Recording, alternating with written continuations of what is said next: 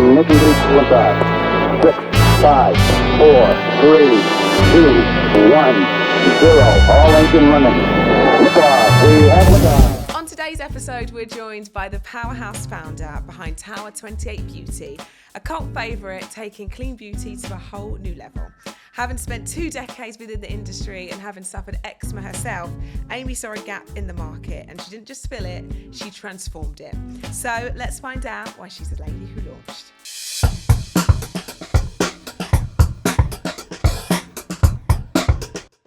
Right, before we get into it, if you like this episode, which I know you're going to, please don't forget to like and subscribe and to share it to your group chat.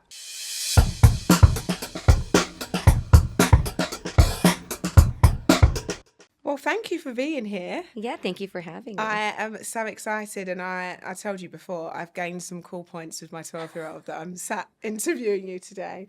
I always like to start these conversations in the same way, and that's talking a little bit about early life, because I really believe that that part of time really instills important values and 100%. ways that we work now, in the here and now.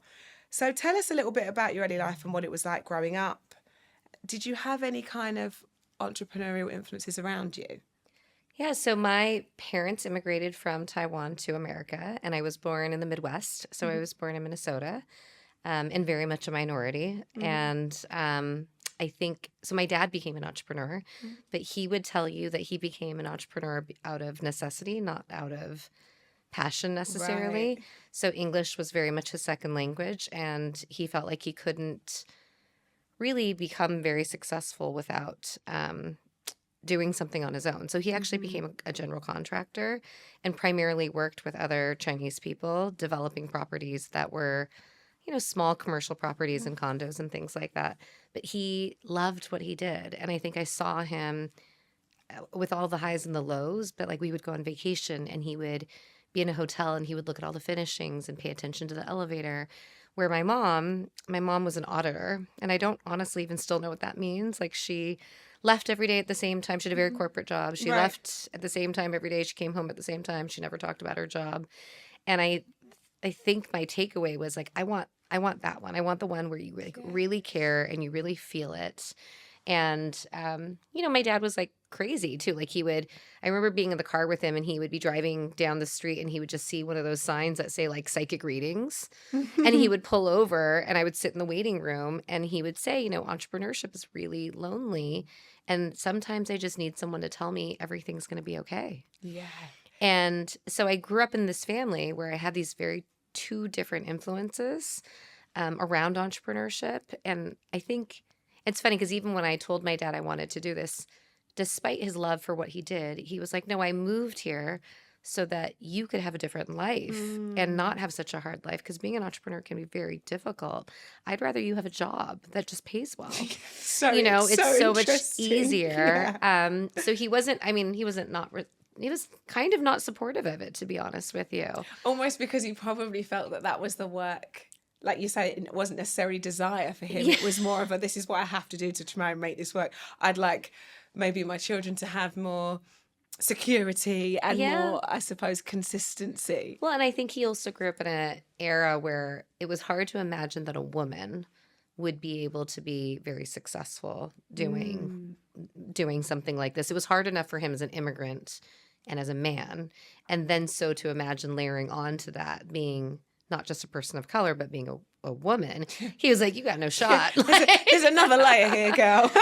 He was like, I just don't think, and I think even today, he's so shocked that any of this has turned out the way it has. I mean, and it's also, I bet that, the pride that he must feel that you're sitting here talking about your business in this way, must fill him with immense pride. Yeah, I'd like to think that he's probably more shocked. Yes. And to be fair, like I think I've worked for many founders, and all of them would have said that they expected this. They always knew they would be successful, and I actually don't feel like that. I feel like I'm surprised all the time that this has happened. And even just being here today, I just came from one of the Sephora stores that we just launched in, and it's in the windows, it's on the electronic billboards outside, it's everywhere, and people showed up and stood in line this morning to come and meet us. And I don't like, it's still very shocking to me. It's nice to have that you, because you won't ever take Yeah. it for granted, right? And Yeah. you'll always be grateful, Yeah. because you know what that means, and those long hours, and the fact that it sort of translates and people get it and they're on that journey with you. I think Yeah, I think especially to come to a different country, I can only imagine. where you're very clear you're in a different place, and yet, and I'm constantly surprised that people know who we are. Yeah. Oh, they know. Yeah. Oh, they know, girl. They really do. I want to talk about what you thought you would do, because I think sometimes that always life can do a 360. Yeah. When it was school season for you and you were studying, did you know that your life would look like this? Did you know at that point you wanted No. to be an entrepreneur? I mean, I didn't. So growing up, I always thought I wanted to be a business person. And I always dreamed of, I looked up to people there were so few female CEOs growing up. And I'm 47. So I grew up in the 90s. And at that time, the only female leaders that I saw were probably coming from tech. So like Carly Fiorina and Meg Whitman, who were like the CEOs of eBay and Hewlett Packard back in the day. Those big tech brands. And they had really masculine energy. And it was something I just didn't identify with. Yes. And back then, I think that women had a more masculine energy in the workplace. And there was much more a feeling of, it was not collaboration over competition. It was competition. And so I think that has changed a lot. Yeah, I would say so. And like you say, we talk about having that masculine energy, but also wanting to live that soft girl life. Yeah, totally. That's not the energy I have. Well, and I still want to be seen as important, and I still want to be valued whilst not having to have that masculine energy. Totally. But like you say, in the 90s, to be there, I suppose that's exactly the kind of the energy you needed to have. That's what you needed to portray. Yeah, and even going back to what you were saying about school, when I was young, I think all I knew I wanted to do, I think maybe I had a dream of entrepreneurship, but entrepreneurship back then is not what it is today. It was not in the news and so accessible. Not accessible. It was not so talked about. Yes. Like we didn't have People didn't aspire to be an entrepreneur, really. It didn't feel like that then. I mean, but yet as a kid, I was always the kid who had like a lemonade stand, and I was trying to sell my, stuffed animals to other people. And like I always was trying to make money and trying to like figure out how to invent something or do something. So I think I always wanted to do it, but I struggled with that in combination with like, I was a really linear person. Like I went to university, I went to business school, I got like a good responsible job out of college. I worked at Accenture, which is a consulting firm. And I really cared a lot about my resume, and I wanted to be successful. And I really kind of lived in fear of this idea that I wouldn't be successful. Wow. And so the idea of taking a risk, I mean, it took me a very long time to even do this. I didn't start Tower 28 until I was 40. I've worked in the beauty industry at this point now for 23 years. So it's nice. People sometimes say to me, like, what's it like to have an overnight success? And I'm like, I don't really feel like this is an overnight success, This is years. But they say that it takes 10 years to have an overnight success, don't they? So you leave school, you go to university. What did you study? Economics. Okay. So we're in, like we say, we're in different worlds here. At what point did you start working for other founders? So when I went to college, I worked at Accenture, and then I went back to business school, and I had what I called my quarter life crisis. So I really was trying to figure out what I wanted to do with my life, and I decided I wanted to work in beauty. I was like, it's either beauty or fashion, but fashion seems too, I don't know, subjective, too creative. Like basically beauty, lip gloss is always going to be popular. Pink lip gloss in particular is always going to be popular. And it's much easier to understand kind of the need gap. So I decided I wanted to work in beauty. And at that point, I started working. My first year in business school, I worked at L'Oreal for Maybelline. And then I started my second year in business school, I started working full-time for Smashbox Cosmetics. And this is 2003. So this is when Smashbox was, at its peak. It was pre-Lauder. It was when we were hosting like every fashion week. And it was really cool at that point. And I've never turned back from that. So I worked from Smashbox, Kate Somerville, Josie Marin. And then I worked for a few indie brands consulting. And I started Tower 28 7 years ago. I raised money. 6 years ago, we launched. I mean, it's just the kind of trajectory of it. It's like you say, this is something that you then decide beauty is the route for you. But we talk about the idea of people thinking, oh my God, it's amazing how that you've launched this business and it's only a few years old and you're absolutely smashing it. But of course, those years of learning on the job, for sure. right? I suppose when you look at business school and you look at studying to enter that world, those years are the invaluable ones. For sure. And I think I don't know, I think we as a society really glamorize success at a young age. And people feel really pressured to be very successful really young. And I think there's a real benefit to trying something when you're young because maybe you have a little bit less to lose or you feel a little bit more risky. And the older you get, you're fearless too, right? Yeah, and you're a little more fearless. Yeah. But as you get older, it's a different kind of opportunity cost, right? So I started when I was 40, but I also had a mortgage. I had 3 kids in private school, and I actually was making pretty good money. So to go from that to something where I didn't know what would happen is pretty risky. But I think, to your point, I think having been in the industry for such a long time and building a community and a network of people I could ask questions to and learning lessons along the way made all the difference for me. And I think that's the importance too. And we talk about this, like the fear of embarrassment and asking questions. It's such a basic tool, but it's something that we don't do enough, like putting ourselves out there, sending the email, writing that message. But you also have to know who to ask, right? And you have to be able to filter the response because people are only able to speak from the perspective that they have, right? So you have to, you don't take advice from everybody. You take advice from certain people about certain things. Yes. And I think it takes time to do that. So you have to build your network. And it's also the on the flip side of that, blocking out the advice from people that you actually wouldn't really, there's someone that you wouldn't ask or you don't really value their opinion, but they give it to you. No, and I mean, even early on, I think about this all the time. My brother is an architect, and he's actually a very good architect. He worked for Zaha Hadid and whatever. He was in Dwell magazine. Wow. He hated my logo. I mean, really hated my logo. And I was like, oh, should I change it? He's someone who has good style. But then I thought, he's really not my customer. So, you have to kind of filter. Exactly. That's a really important tool because that can really slow you down. Outside noise can be so distracting. It's so distracting. And so you have to almost listen because you don't want to be someone who doesn't take feedback. But then you also have to, at the end of the day, and that's why we're entrepreneurs, you have to listen to yourself too. Yes, absolutely that. And that takes time, I think, to learn that confidence. So when you were working at the likes of Smashbox and Kate Somerville, etc., what was your role at those companies? Yeah, so actually, if you look at my career, I kind of went from bigger company to smaller company. And every time my job kept getting bigger as I went to a smaller company. So at Smashbox, I actually launched international.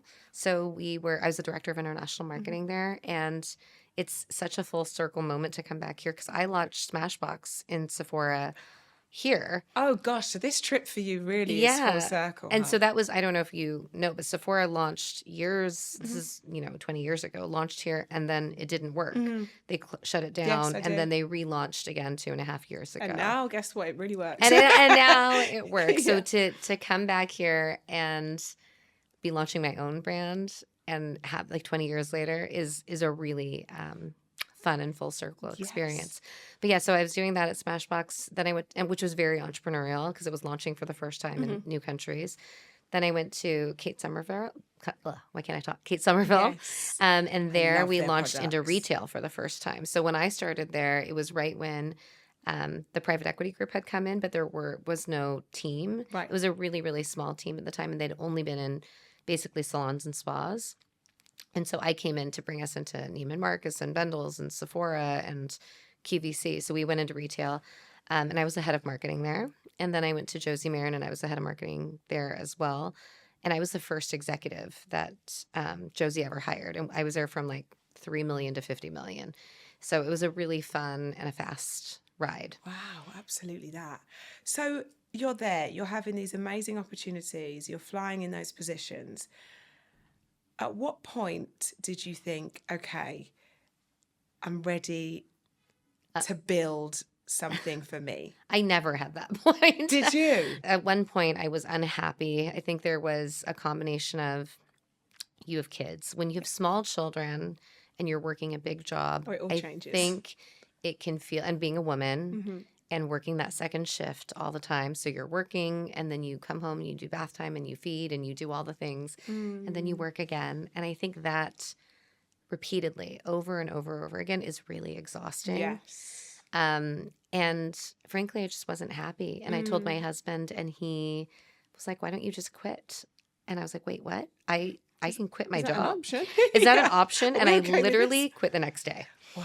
And I still thank him so much for that time because I don't think I would have done this if I hadn't had the ability to kind of hit pause and like reflect and think a little bit about it. And the support. And If the that's always at the back of your mind, knowing that actually that would actually really fulfill me right now, that would make me happy. But you've got the support of your husband along that Totally. ride with you. That changes everything. For sure. Mm-hmm. And so for 4 years, I worked part-time. I consulted, but really I had kids. Yeah. So I had my third child, raised my kids. And then literally the week that my youngest, started preschool, I was like, okay, I want to go back to work full time. And I took a meeting that week. I had a coffee with a friend of mine from business school. And he said to me, he was like, I thought you always wanted to do your own thing. And I was like, I do, but I think it's too late. I'm like turning 40. I have these 3 kids. I put them in private school. We have a mortgage. Like, I'm done. I don't think I can do it. And he was like, well, if you don't do it now, you'll never do it. I was like, okay, well, I don't have money and I don't have a partner. And he said, well, what if I invested? Then you would have money. And if you have money, you can hire people. You don't need a partner. And I was like, what? How is that an option? So I didn't know it, but he had sold his company. And I don't actually know what it's like here in the UK, but if in the States, if you sell a company, you can reinvest the money within a certain period of time and defer capital gains. Right, yes. And so he was incentivized by that and he wanted to invest in things. And so he made this offer and he's like, how much do you think you need? And I was like, well, I just wrote a business plan for a friend. And based on that business plan, it says that it's $250,000 to start a company or like a beauty brand. Yeah. And he's like, if you think it's $250, it's $500. So I'll give you $250, but you have to raise the other $250 in 30 days. And mind you, you've just gone for a coffee at this I've just point. gone for a coffee. Wow. And mind you, I did not have an idea. So I had a resume and I had an opportunity, but I did not have I didn't have a deck. I didn't have a business plan. I had nothing. And I was like, I didn't even know what I would spend the money on. And other than the idea of creating a consumer brand. And so I literally left, I got in the car and I called my best friend and I told her and she's like, yeah, we would invest too. I was like, I don't even have an idea. What? I was like, and people invest in things? I didn't know. No, but this is just sings and speaks to you. They have the confidence in knowing you and your experience and what you're capable of. Well, I think it is. Yes, I will take that. Yeah, thank you. Take that. I will take that. It was, and I do think I had a good reputation in terms of just, again, like just doing what I said I would do and caring about my work. But I actually think the more important takeaway is I had put it out there for so many years and I didn't even know it. And I think so often we like have hopes and dreams and we like keep them to ourselves because we're afraid to share them. Yes. And I didn't know that over the years I had said to so many people, one day I'm going to do this. One day I'm going to do this. And then when I went to go do it, so many people were like, you've been saying you wanted to do this. We've been waiting for you to do this. And I was able to raise the money really quickly because so many people in my network came out. And it's not all wealthy people, if I'm being honest. It was people who are like, me and my brother want to come in together. People like that believe. the girl who used to work for me and be my coordinator, the girl who, my best friend from high school who has never invested in anything. You know what I mean? Like just random different people. And it felt so, I don't know, heartwarming, but also like really motivating for me. Yeah. Because then all of a sudden it happened so quickly because of the way this was sort of gamified, to be honest, that like 30 days from this coffee, I had $500,000 and a C Corp And I was like, I don't totally know what I'm doing. But I've got a reason now, so here I go. Yeah, but then you're also like, but I took this money and I'm gonna make good of it. These are the people I vacation with. These are the people I go to dinner with. Like, I felt really motivated to Yes. not just give that money back, but to also to do well with it. Yeah, and to make the best out of that Yeah. opportunity, right? Yeah. So you get this money, you've got this support, you've got this backing. How do you know what you're going to do? Or has that always been there really in the background? So it's funny because I think it absolutely always was there in the background. And I don't know, when you have, I was in the same industry for such a long time. I worked for so many other people that I think along the way you collect these little things where you're like, oh, if I was in charge, I would do this differently. If it was me, I would have made this choice, right? And so I think there were so many of those things. And then in the beginning, it's funny, my first deck was very different than what we're doing today. My first deck was like clean beauty for basically like a Gen Z, Gen Alpha girl. Right. That was kind of the concept initially. And then it has pivoted quite a bit, but also not. Like the values are the same, where I really wanted to always make products that were like healthy, so non-toxic, but also the part that's changed really is the safe for sensitive skin part. So it's funny because I never put myself into the brand because I was really good at, I thought I was a really good number two. I was really good at making other people's dreams come true and telling someone else's story. And it really wasn't until I started sitting down with people like yourself or editors, and we made the products always the way we made the products, which was 100% compliant with the National Eczema Association, because I've had eczema my entire adult life. And I always wanted it to be a great price point and all of these things. But until I started telling people about the ethos and who we are, and they would say, well, why does this matter to you? And I was like, oh, yeah, I have eczema. And they were like, wait, why wouldn't you talk about that? Because I just didn't know how to put myself. Because you were so used to everyone else, that being the story and you supporting everyone else's story. Totally. And it wasn't until I put myself in the story that I really felt like I could see like the light bulb turn on and that people could relate to it and understand it a little bit more. And that's when we really started pivoting a little bit more. I mean, it's like you say, it was, of course it was always there because that is you and that's your story, but it's tapping into, I suppose, knowing that everyone else would be ready for that. Yeah. And I don't know, I think a lot of I don't know if it's women, but I definitely had some imposter syndrome. And it was hard for me to put myself forward that way. Yes. But I think that's also natural. I think, look, this is a female podcast. Imposter syndrome comes up a hell of a lot, right? We all have it in us to a degree. But I think that would only be natural when your story has been helping everybody else tell theirs, right? That actually you're used to it not being about you. Yeah. I mean, I think I was just always such a person of service, whether it was my employer, you take care of your kids, you take care of your husband, you like take care of everybody in your life. Yes. Which I think is quite female in a lot of ways. And so, but at the same time, I had this thing in my identity where I just wanted more. I wanted to know I could do it. Yes. And that has been so fulfilling for me. Of course. And the timing as well. That's what's key too for you, for you to feel that the timing has to be right. 100%. And I also feel so lucky that I did it when I did it because I feel really grateful that my kids have been on the journey with me. So today they're 16, 14, and 10. And I mean, how cool is that? And you're in Sephora. That's and it's like something they can really understand, right? And so, and I think the fact that they've seen me build and they've seen me try and they've seen me work hard, I think that has to be good for them too, in a different way. Absolutely that. To have a mum that's a role model in that way, and you can see the sleepless nights and the work and that kind of instilling that work ethic in them is brilliant for them to see it then shine and understand exactly what that means, but also on the flip side to equally appreciate it and for their friendship group to really understand it too. That's really cool. Like it doesn't get cooler than that. I want to talk about, because obviously starting a beauty brand has its own challenges, but obviously when it comes to clean beauty and having a brand that serves so many purposes like Tower 28 and ensuring it's eczema compliant and for sensitive skin to be able to use those products but make them everyday products.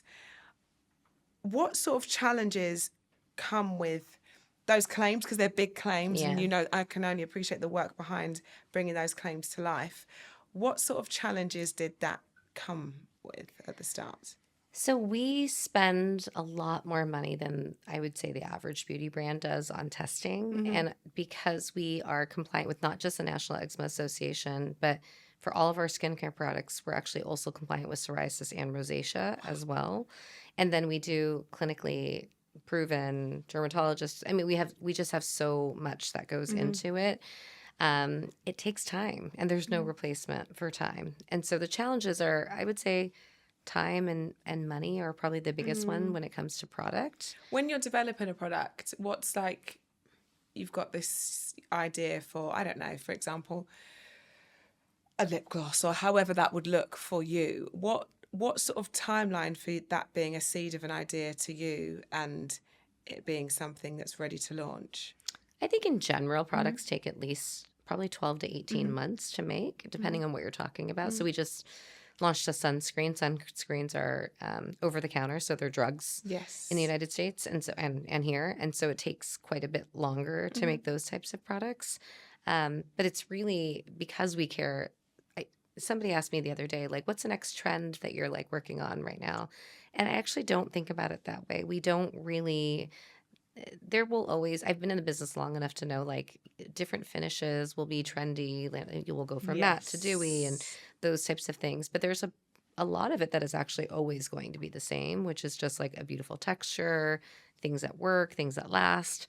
And like, because I care so much about the sensitive skin part, I just want to make really good products that are at a fairly reasonable price point, and put them in a cool package that people like using. And you're so right. Obviously, there are always going to be trends, and we know that. But when I think of, and I've not actually thought about this until you just said that, but when I think of my makeup bag, there are certain products that I've bought over and over again. Like my mascara is the same mascara that I've used for years because I like the wand, I like how it goes on, and I like, and that's, to me, that is like familiar and my sort of safety blanket. That's the mascara I use. And if you're loyal to a product, that ends up continuing, doesn't it? Well, and that's what the goal for us is I really want us to be like the modern day version of Clinique. So Clinique was this brand that I grew up with that my mom would use, and she would give me like the gift with purchase, right? Yes, I so remember that too. But it was something that I could, it was my first makeup, and it was under this umbrella of being safe, but also like good.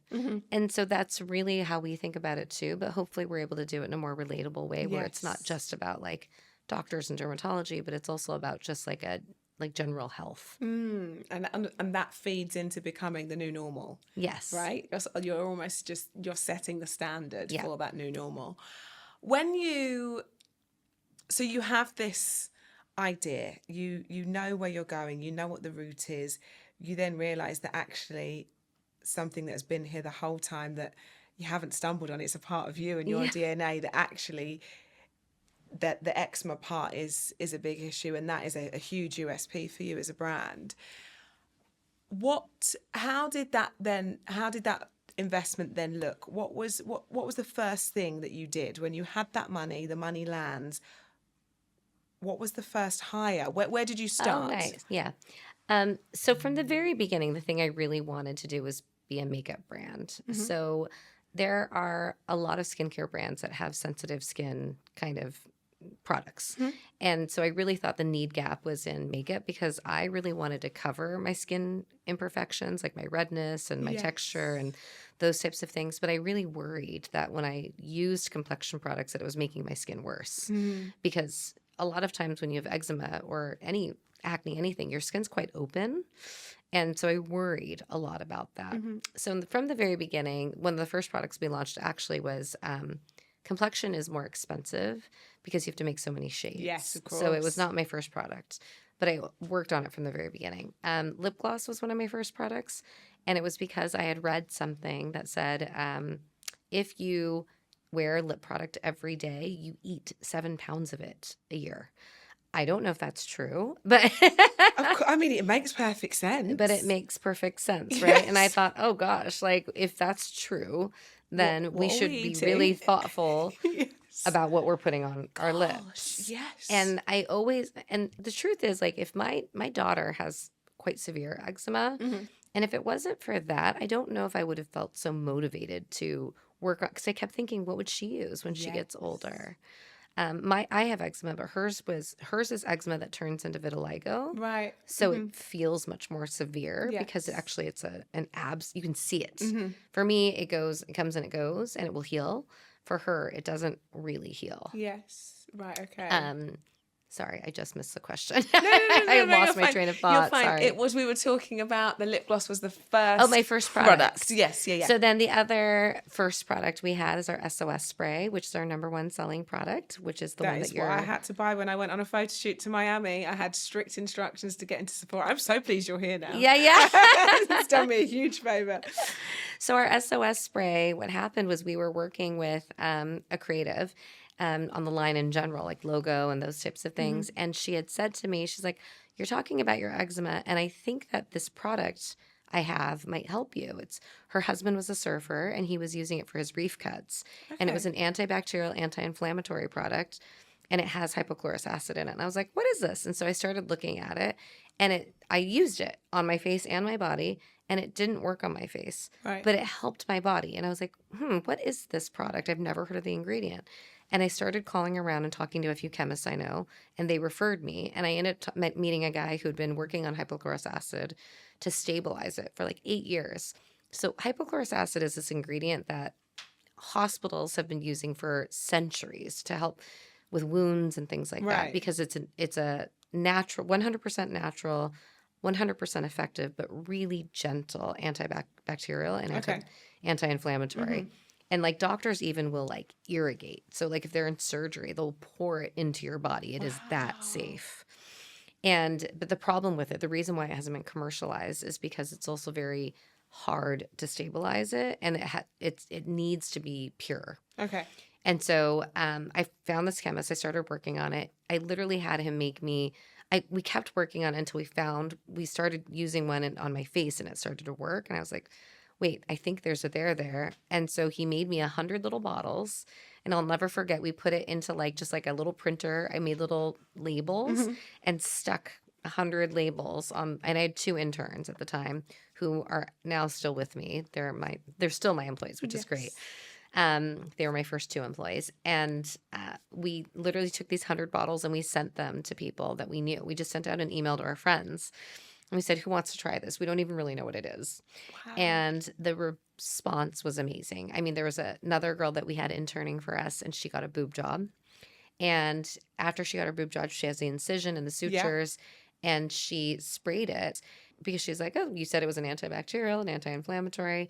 And her doctor was like, no one's ever recovered so quickly. What did you do? Stop. Because if you think about it, these things like sutures are really invasive to your body. Your body is like, what is this? Yeah. And a lot of time, the one thing that people don't want when you have any type of surgery is infection, right? So your body is actually trying to reject the sutures.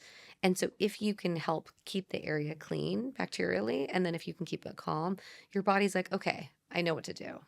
Yeah. And it heals itself. I mean, how incredible. So you almost like built this focus group, if Yeah. you like, through your friends Well, and having those 100%. different situations, and you realize that this is working in lots of Well, different. And that's how the customer told us what the product was and how to market it and what to use it for. And the customers sent us before and afters. And so that happened. But the thing that really tipped things over the edge was during COVID, when we had COVID, people started buying our SOS spray for maskne. And when you're wearing a mask and you're still talking, you're still eating, that sounds so gross, but it's I remember my skin suffering when it was Yeah. when we were Well, doing it's just was wearing not masks. breathing, Yeah, too, of course, right? of course. And so that was when we really again started realizing there was a product market fit, because we would seed essential workers, we would seed nurses, and this was just being online. We had, by the way, launched in all Sephoras in March of 2020. I thought the whole business was over.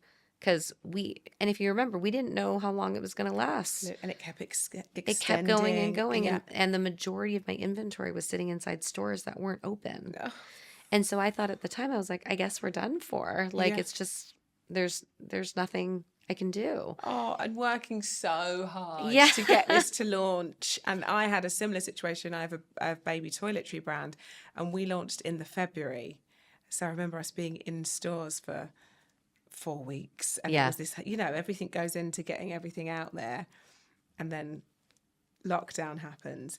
But actually, and I'm with you, I thought that was the end. I thought that was it. We've launched and we're in a global pandemic. We don't know how long we're here for. I'm just going to, it's one of those things that's going to be very upsetting, but what do I do? Yeah.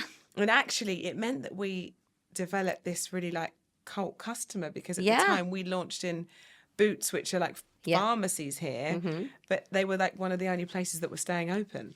Oh, because you of could their, go because to it was essential. but at the to get time, through. obviously, we didn't know, and it meant that everybody was a little bit more considered when they were shopping, and it ended up weirdly being the thing that really made it happen for us. Yeah.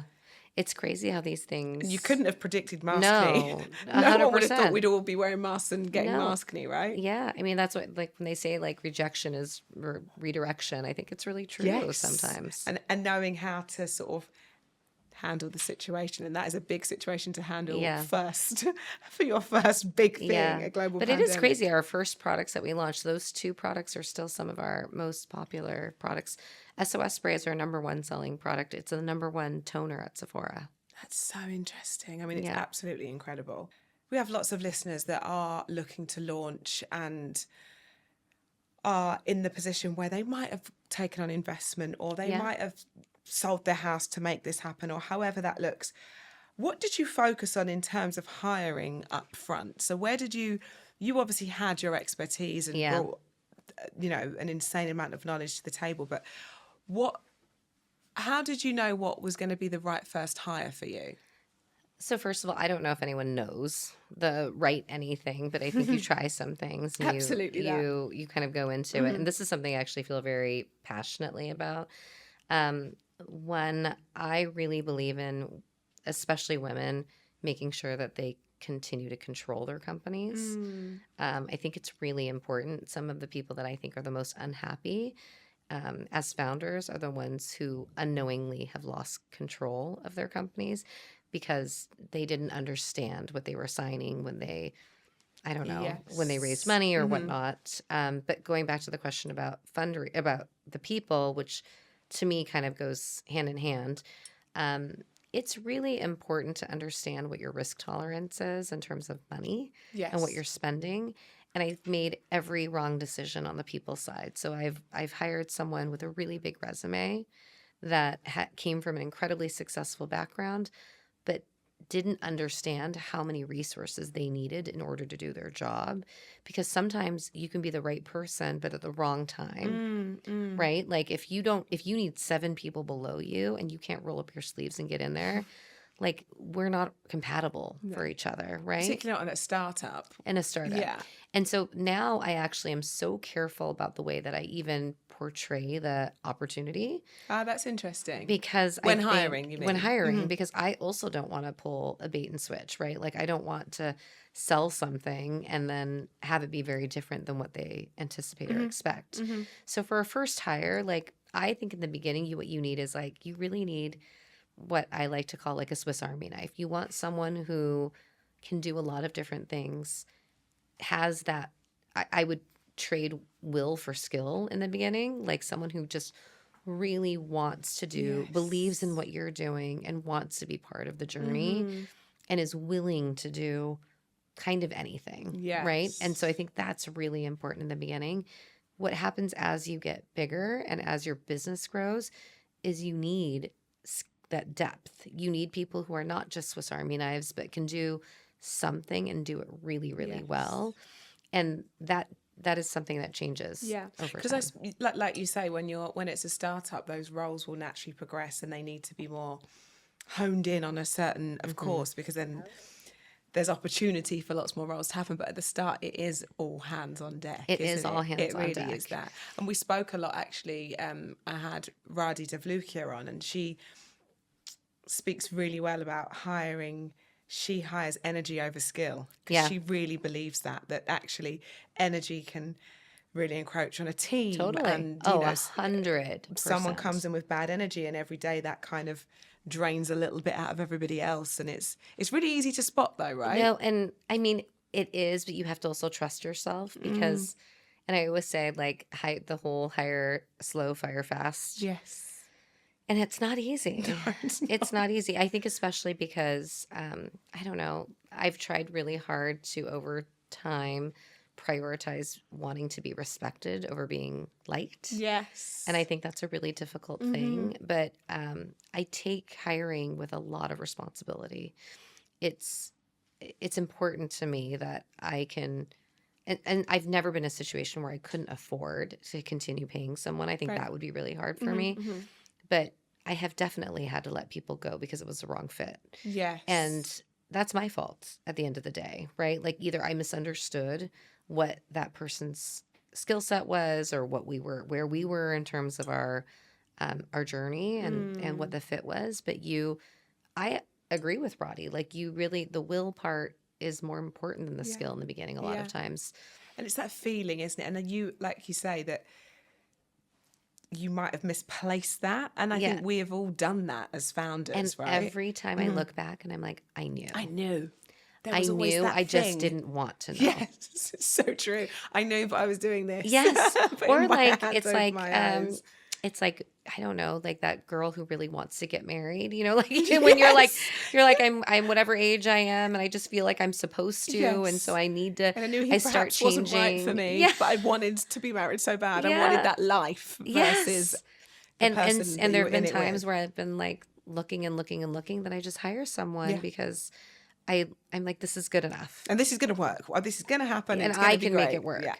But then, like you say, you're never surprised when it doesn't quite work out because you knew. You just wanted it more. always You knew. wanted it more.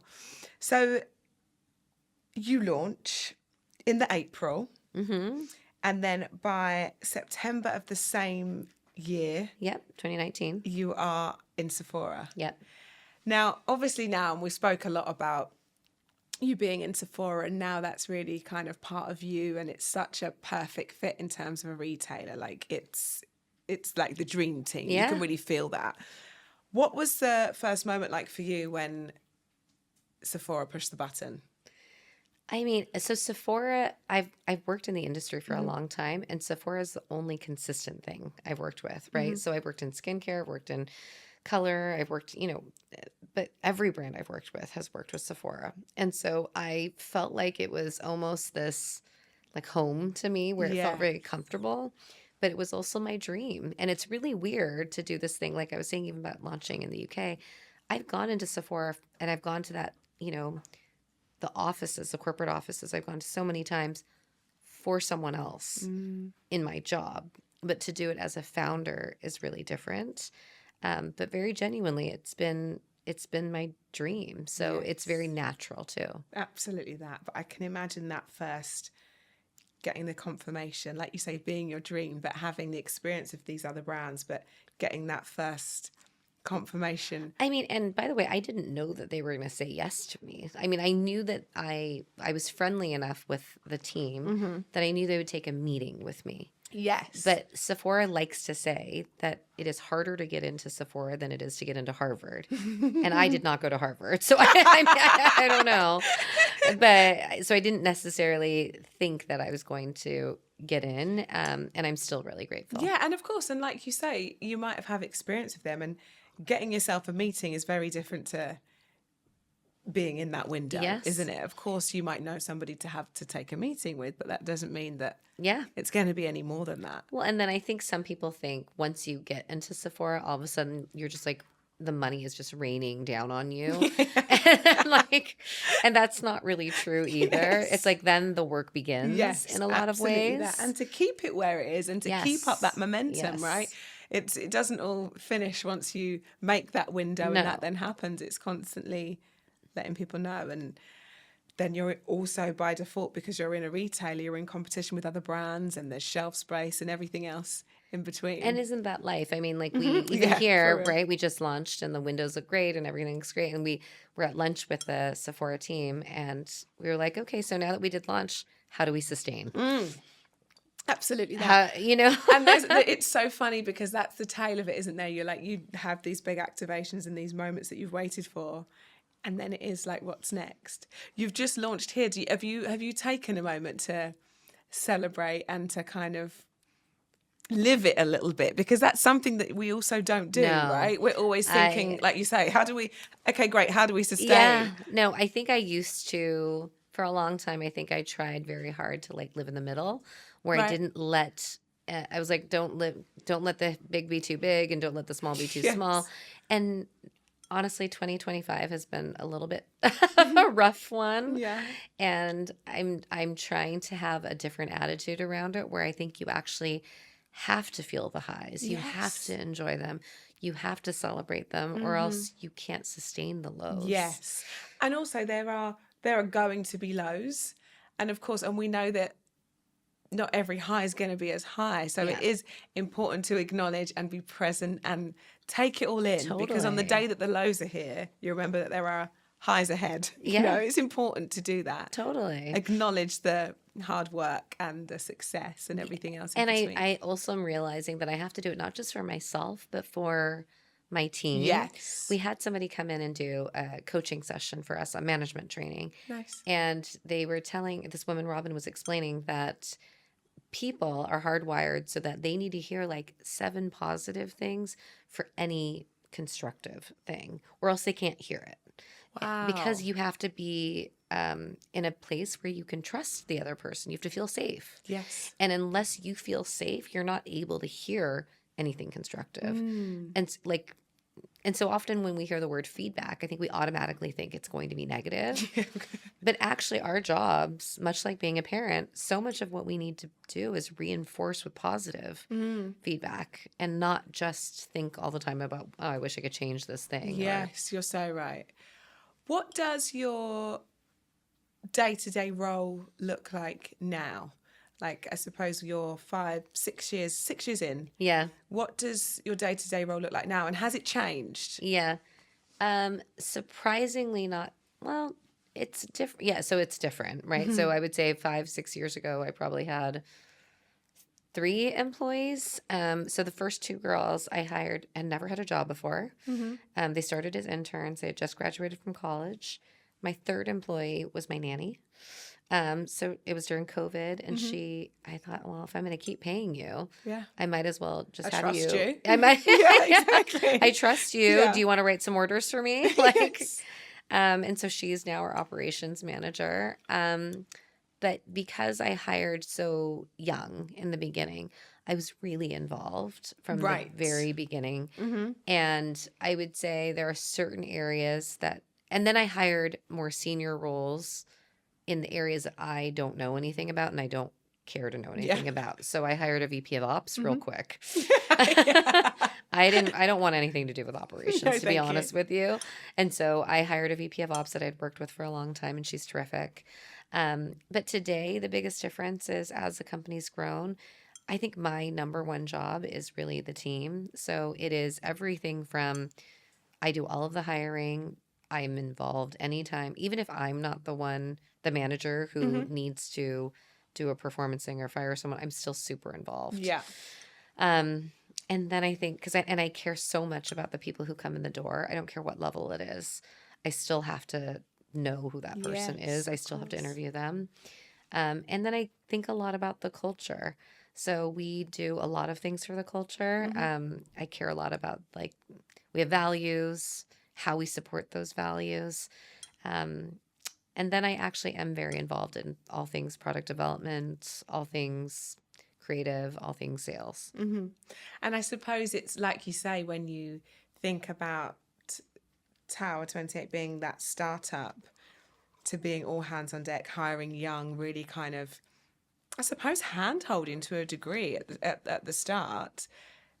And when you've got that team that's now flourishing, you can and the success of the brand, you can hire more kind of those honed in roles, but also you can go back to those things that light you up and that you love. Like you say, the team and the values and the product. Yes. And concentrate on that rather than the day-to-day detail. I mean, I find that it's sort of yes and, right? You end up doing, you can't totally remove yourself from anything, right? Like everything is my fault, right? If it doesn't, you know what I mean? Like ultimately, yes. All of it is my fault. So you can't remove yourself from it. So you have to be in the day to day, but then you also have to be able to zoom out. And you're right. There's a bit of it where you handhold when you need to, but then you also have to be willing to let go. Like I genuinely think it's like, it's not fun to be in any job or part of a team if you don't get to put your thumbprint on it. Absolutely right? that. And I think that's when you know that you have an incredible team. If you need to say, okay, guys, Totally. I'm in London this week and I'm doing X, Y, and Z. Yeah.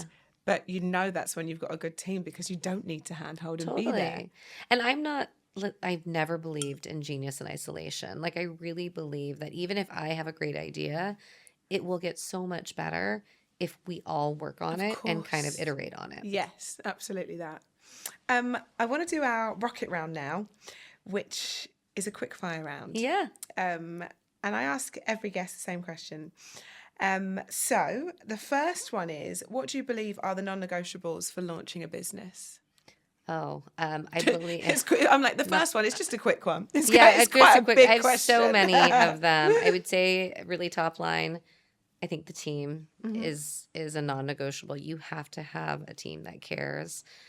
I think you can pay people to do their job, but you can't pay people to care. Yes. And that energetically is very important for you too as a founder. The other thing I would say is unit economics. And I think that's something we don't talk about enough. A lot of people, and I work with a lot of founders as well, but a lot of people tend to think like, oh, as we get big, this will scale. Economies of scale will fix this. I truly don't think it does. Yes. If you can't get it to work on like the 1,000, 2,000, 3,000 piece level, I really generally, and it maybe every industry is different, but in beauty, 10,000, 50,000, it doesn't, you save money, but not that much money, right? So you need to be able to make money from the gross margin. Yes, absolutely that. We've not had that one before. Yeah. I like that. No, I love that. When did you first realize that you truly launched? Oh, I remember it so clearly. I was at, I have two memories. One, I got a text from one of the girls on my team who was managing the website. And she sent me this text, and we still have it in a screenshot of it. She's like, oh my God, we got our first order that isn't Victor, my husband. I love that. She's like, someone we don't know bought something. We don't know has found us. And I thought that was so exciting. Yes. And then I had gone to, I think it was pizza or something, maybe a couple weeks later with my kids. And one of my daughter looks over at the person next to us and is like, that person is using the lip gloss. And we saw them putting it on, and we were all staring at her. And she was like, what? Who are these people? And we never even said, by the way, we never stopped her. We never said, by the way, that I'm the nothing. Yeah. We just let her, she was like, just stared doing it. We just stared at her. That's so funny. But seeing it in the wild for the first time of course. on someone you don't know is like, it's a huge moment. Huge. Like you say, other than people that are your friends or supporting because they kind of have to a degree. Yeah. Absolutely. Those first orders and seeing it in the wild the first time. Yeah. That does hit different. What's the first thing you do when you wake up and the last thing you do before you go to bed? I go on a walk with my husband. So my husband's our CFO. Oh, amazing. And despite that, we sit on very opposite sides of the office. We don't talk to each other at work almost at all. And the only time we talk to each other is in the morning, really. So we go on a walk for like at least an hour. So nice. We literally watch the sun come up together. It's so early in the morning. And we take my dog out, and it's something I'm really proud of because it's important to have, the business part is lovely, but it's really important to me that I still have a happy marriage and a happy home. Absolutely. And he has been consistently the person in my life who has said to me, even with success, it could all go away and we'll be fine. Yes. And it's knowing that, and that's such a privilege in itself Yes. to know that you have that, and Yeah. you'll always want to kind of honor that, and like you say, make time for that, because Yeah. that is what's important, isn't it? To make time. Yeah, and I think we all like the goalpost moves. You Yes. keep thinking like I remember when I was so excited when our sales were very different on a weekly basis, and you get accustomed to something else, and then you worry that you're going to lose it. Yeah. And I don't know, it's something that's really important to make sure you continue to invest in your personal life. And if you take it all away tomorrow, that you have that, and You're the that's same the root of person. it all, and it's For and sure. it's still there. And then your other question, what do I do at night? Ironically, my husband hates this. I You have can't have it all. You cannot have it all. So I do start and end my day with him. I have this red light machine that, do you know Namvo? Namvo really recommended I get this. It's a Saluma. I should be endorsed. It's a Saluma red light machine, which was very expensive. And I think because I spent so much money on it, I'm committed to it. Yes. And sometimes I'll even listen to a podcast actually as I fall asleep, and I will fall asleep with the red light machine on. Amazing. Well, this is so interesting you say this, because I've asked for that very machine for our wedding anniversary. So that is ironic. I'm obsessed. This is your sign. Yes, exactly that. I'm obsessed with red light, and I want that big machine, and I want to like meditate in front of it and do the most and listen to the podcast. Well, he hates it because I think it's quite bright for the other It's quite person. aggressive if you're not in it. Yeah, if you're, I think for the other person in the room, it's really bright. you're not absorbing it. I have the masks and I have but I want the panel. Oh no, I have the panel. Yes, that's what I've asked for our wedding anniversary. There you go. He's going to regret that. Yeah. I'll make sure he doesn't listen to this before. What's one piece of advice that you wish that you hadn't listened to? One piece of advice I wish I hadn't listened to. I think in general, that's such a good one. People give you a lot of advice. A lot. And I think it's hard. Sometimes advice is good, but it's just the timing of it. So one I can think of is so many people told me to invest ahead and to spend more money on talent, to spend more money on everything very upfront. And sometimes I wish I had done that because it's too late by the time you do. But at the same time, I think the reason I own the majority of my company. I control my board. I am very much in charge. And I think had I invested ahead in a big way, taken money before I was ready to, had I raised too much, so many people said I should just raise more money and spend more money early on. I wouldn't be in control. Yes. Yeah, that's a really, really fair point. And like you say, you do get given so much advice. And we spoke before about it becoming really noisy and really distracting and everyone having an opinion. Yeah. And it has to be bespoke to your situation. I think so often people speak from, again, you can only give advice based on your own experience. Yes.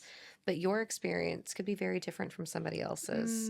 And your risk tolerance could be very different from someone else's. Yes. I mean, I look at some people who I don't own 100% of my company. I look at other people who are like, I risked it all and I put it all on my credit card and I did this in my garage and I own everything. And I'm like, and some people are very successful having that happen.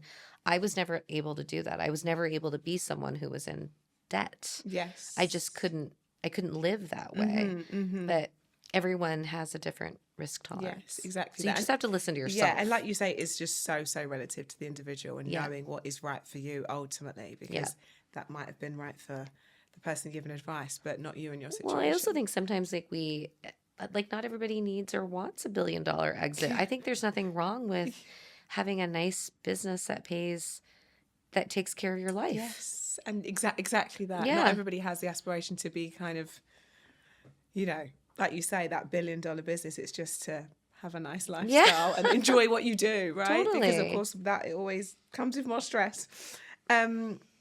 What's a skill that you'd love to learn? I don't know how to meditate. I've always wished I could be someone who knows how. I'm trying to learn how to calm my mind more and not be constantly in a phase of like what do I have to do next? What do I have to do it next? wandering off. Yes. That's Presence. what, yes, exactly that. That's what I did this whole, I can't remember it wasn't a sound bath. It was I did this whole ceremony with my sister, and it's escaped me what you call this practice, but it was like meditation on a different level. And it was like a 2-hour session. Was it a breath work? Yes, breathwork session, but really deep breathwork meditation. And I was like, this is not going to happen for me, because I start there's almost a shopping list in my mind of things that I need to do or things I haven't sorted. And, my husband occasionally will be very kind and treat me to a massage. And sometimes it's lovely, but I don't find it relaxing, because I sit there and I think, and I lay there and I'm like, okay, what do I need to do? What haven't I done? But actually, up front, she said to me at the start, the first 25 minutes, you'll really just think about everything else. And after that, it all will slowly sort of decrease. And it's so true. That first 25 minutes, once that's out the way, your mind wanders a little less. Yes. And she kept saying to me, whatever it is that comes into it, imagine a box next to you and just put it in there, even for a minute. Huh. So that was quite a good tip. And since then, I've become better at being able to meditate, because thoughts are going to come in, but don't freak out because of it. Just try and put it somewhere and say that you'll acknowledge that in a minute and try and be in isn't it. that the goal, is that it's just getting better? Yes, exactly that. Just even if it's a little bit. Switching off is not easy, is it? It's not the easiest. What's one thing that you wish someone had told you before you started your business? I think people did tell me a lot of things. People are very open with their opinions, right? It's like childbirth, isn't it? When It's people, like when you're pregnant and everyone childbirth. says, well, gives you the horror stories. It's so much like parenthood, to be honest with you, right? Where you can have somebody tell you all of the things, but you can't. I think about, I remember taking a breastfeeding course when before I had children, and then I had kids who didn't have any problems, and it was you learn all the things that might happen, and you're like, well, my kid actually didn't have any of those problems, so I learned all of that for no reason. So I don't know. I mean, there was a lot of advice that was given to me and a lot of things that were said, but I kind of think you learn and you try to prepare, but when you get there, you just you'll learn the lessons you need to when you need them. And it's like learning your business. I remember my mum, when I had my first child, and I was like, oh my gosh, and I don't know this, I don't know that. And she was like, Rochelle, you will learn your baby. Yeah. I could have the baby for you tomorrow. And every one of them is different. And every one of them is different. And you could have a best friend with a baby at the same age, and you couldn't look after hers and she couldn't look after yours, because they're going to want different things. And I think, like we said, it's a lot similar to having a business. You have to learn your own business and who you are in it. And who you are, exactly. And you find yourself in, they say that you find yourself in founding your business. And I really think that's so true. So true. So true. Dream collab. What would the dream collab for Tower 28 be? Oh. I don't know, from an ambassador perspective, or for a collab with another brand. I think we're in this era, aren't we, of seeing brands collab together. Yeah, totally. We do a lot of collabs. We actually have a really exciting one coming out at the end of this year, which is pretty cool. Dream collab. I mean, my daughter's dream collab for us that she keeps mentioning is that she really wants us to do something with Mad Happy. Okay, there you go. Yeah, there you go. I don't know. I'll say her answer. You've got a good focus group there, haven't you? Yeah. What good ages. Brilliant ages. And then lastly, if you could choose one female figure as a mentor, past or present, who would it be?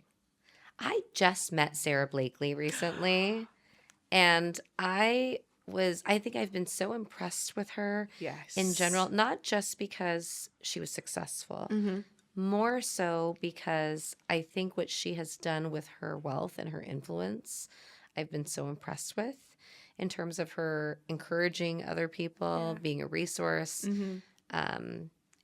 She's done a lot of things that I find really inspirational. She's so impressive, isn't she? I think everyone on the outside is like, I've never met her, but looking in from the outside, she just seems like an incredible human. And what a woman. And when I met her, though briefly, she just seemed like the same person I expected her to be, Yes. which was really nice. Well, this is amazing because they say never meet your heroes, Yeah. don't they? Because you don't want them to disappoint you, but she didn't, and that's Yeah, that's no. exactly what you want. Each episode, I get our guests to leave a tip, like a tangible piece of advice to a listener, perhaps looking to launch a business in a similar vein, not knowing whether they should take a risk or not. If you could leave one tip for a lady looking to launch, what Yeah. would that be? I think I'm going to say something different than I normally say. I think it is really important to find someone to share your life with. And even if it is a friend, I think it is really important to find someone who you can really go on the journey with, who can tell you if it all goes away, it's going to be okay. Yes. I think it is really, I don't think I realized until I started doing this how much of your own mental capacity, how much of that affects your business. I mean, if I can tell, there was a moment at the beginning of the year, I was living in the Palisades, and so our house, Yes. we can't live in our home anymore, and goodness then the me. tariffs and all these things, and I could feel myself have a more frenetic energy, or Yeah. like just feel overwhelmed, and I could tell that my team could feel it. And so your energy impacts the same way that we talked about wanting to hire people who have good energy. You have to take care of your own energy. Yes. Because if you walk into a room and you have a certain energy, it is more impactful to the rest of the team than anyone else. And so I think that is the thing, is like having someone who can be your person, who can, I don't want to say put you in check, but give you that solace. Bring you back into the room. Yeah, and just recognize who you are. Who it's okay to be that person, and we all veer, but someone who can say like, "Hey, you're off. Yes. Like, what do you need? Somebody needs to take care of you." And it's having that real honesty and that transparency and that real kind of, honest sounding board that you can Yeah. lean on. Yeah. Yeah, that's really, really important. And then lastly, keep it a little bit light at the end. We talk about ladies who launch, but we also like to know what you eat on your lunch hour. Ladies who lunch. Ladies who lunch. Literally I'm always so intrigued how people spend their lunch hour. And what I think is one thing that's pretty unanimous when we're talking to female founders or ladies in business is that actually none of us really take a lunch hour, right? I don't take a lunch hour. Sometimes we try, and some days it's nice. But how do you typically spend a lunch hour? Where are you? How does it look? And what would you order? Yeah. I wish this was going to sound more inspirational. It's not. No. I typically don't take a lunch. I typically am in meetings and I typically eat some kind of a salad with chicken on it. It's so funny. And an iced tea. Yes, an iced tea. Unsweetened iced tea. Oh, nice. Or a matcha. Yes, there we go. I'm with you on the matcha. Yeah. It's so funny because the conversation varies. Some people really do take a break and make get out of the office and have a walk or like take a staff member out for lunch which is great, but I would say 90% of our guests, we've now started calling them sexy salads. Yeah. So we have like a salad, and not something like a salad can still taste good, right? Yeah. We can still have all the things in it and the nice dressing and everything. So we're calling them sexy salads. But 90% of our guests are doing a salad by the desk. Well, at least makes me feel a little bit less alone. Yeah, don't worry about it. Don't worry. There's not an elaborate 3-course meal happening for everyone's lunch hour. Thank you so much. I've really, really enjoyed this. It's so nice to get to know you and hear more about Tower 28. And I can't wait for you. The success just keeps growing. Thank you. Congratulations on launching here. Oh, it's thank incredible. you so much. And I'm so pleased I haven't got to go to Miami to be able to make my children happy. So thank you very much. Thank you. That was lovely. Thanks, guys. There we go. Thank you.